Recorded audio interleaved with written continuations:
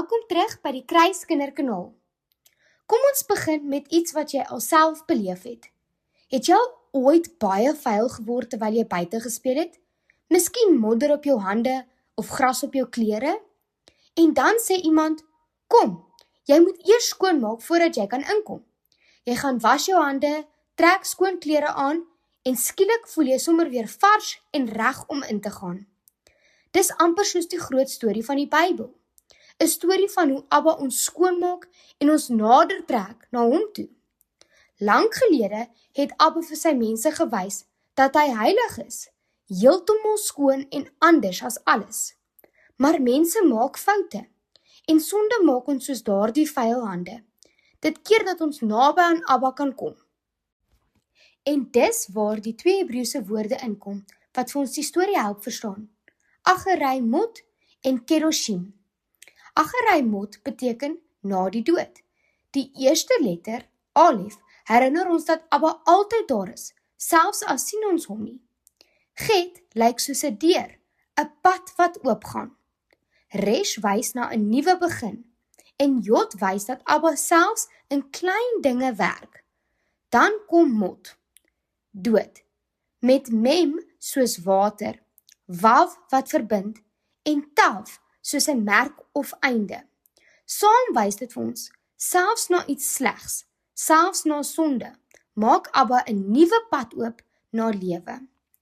Die tweede woord is Kedoshim. Dit beteken heilig is of afgesonder. Kof wys iets wat anders is. Dalet is 'n deur wat wys ons het 'n keuse. Shin lyk soos 'n vuur en herinner ons dat Abba reinig is. Jod wys hy werk in ons en Mem praat van lewe.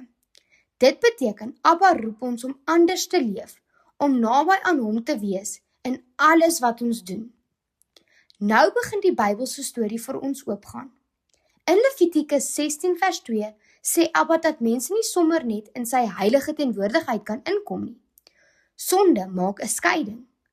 Die hoëpriester wat die leier was wat namens al die mense met Abba gepraat het, kon net 1 keer 'n jaar in die allerheiligste deel van die tabernakel ingaan. Dit was die plek waar Abba se teenwoordigheid op 'n spesiale manier was. Hy moes baie versigtig wees, spesiale klere dra en offers bring vir sy eie sonde, want selfs hy was nie volmaak nie. Dit wys vir ons hoe ernstig sonde is, maar ook hoe groot en heilig Abba is. Maar Abba maak 'n plan, want hy wil naby aan sy mense wees. Hy gee vir hulle 'n spesiale dag, die Yom Kippur of Versoeningsdag. In Levitikus 16 vers 30 staan, op hierdie dag sal daar vir julle versoening gedoen word om julle te reinig. Julle sal rein wees van al julle sondes voor Abba. Die hoëpriester bring offers en daar was 2 bokke. Een is geoffer en die ander een, die sogenaamde sondebok, het simbolies al die mense se sonde gedra en is weggestuur in die woestyn. Dit was 'n prentjie om te wys. Abba vat hulle sonde weg en gee vir hulle 'n nuwe begin, sodat hulle weer naby aan hom kan wees. Dan gaan Abba verder en wys hoe hierdie skoon lewe moet lyk.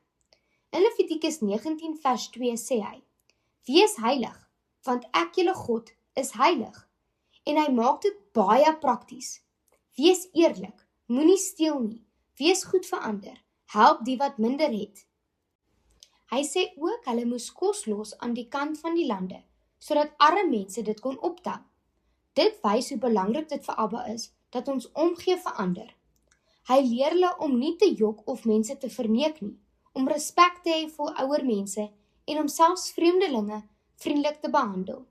Dit klink amper soos ons lewe vandag, by die huis, by die skool, saam met vriende, waar ons elke dag keuses moet maak om reg te doen en liefde te wys. Maar die mense het nie altyd geluister nie. In Esegiel 22 vers 4 sien ons hulle het verkeerde dinge gedoen en ander seer gemaak. Dit het Abba hartseer gemaak. En as ons eerlik is, gebeur dit vandag ook. Ons raak kwaad, sê dinge wat seer maak of ons kies verkeerd. Dit wys vir ons dat ons almal Abba se hulp nodig het. Maar Abba los ons nie net daar nie.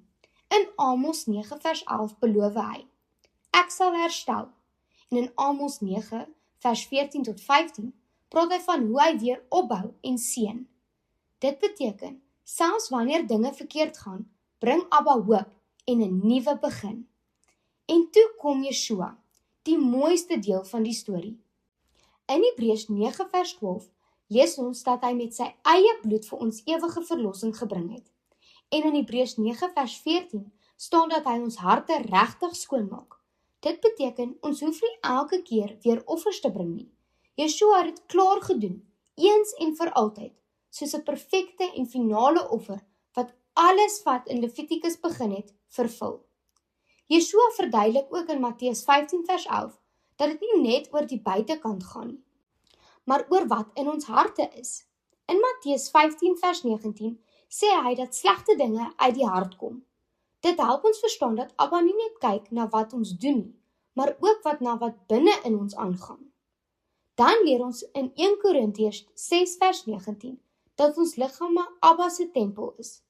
Dit beteken ons lewe is belangrik vir hom. Hoe ons praat, hoe ons optree, hoe ons ander behandel en selfs hoe ons na onsself kyk. Alles wys of ons hom eer. En dan hoor ons weer die roep van Abba.